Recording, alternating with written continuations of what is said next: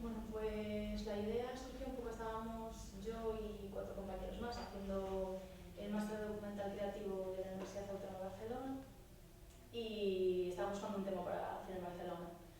Empezamos a mirar qué podíamos hacer y de casualidad dimos con la historia de la fuga de los 45, nos gustó un montón, empezamos a investigar sobre el tema y bueno, nosotros ya conocíamos la cárcel modelo que es donde tuvo lugar la fuga y se da la particularidad de que es una cárcel que está en medio de la ciudad de Barcelona, ¿no? Algo que nos impactó mucho cuando lo vimos y cuando vimos que esta fuga había tenido lugar en esa cárcel, pues no sé, se encendió algo dentro de nosotros y dijimos, vamos a contar esta historia y pues un poco surgió.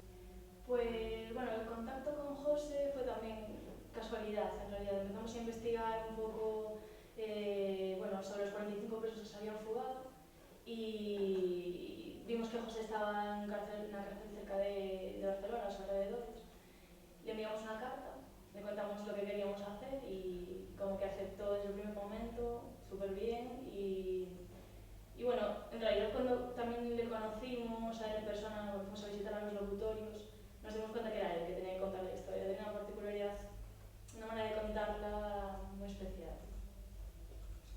Pues bueno, la trayectoria de la película es muy corta. Estuvimos la semana pasada en el Festival de Málaga y el lunes y hoy domingo aquí en Playdoc.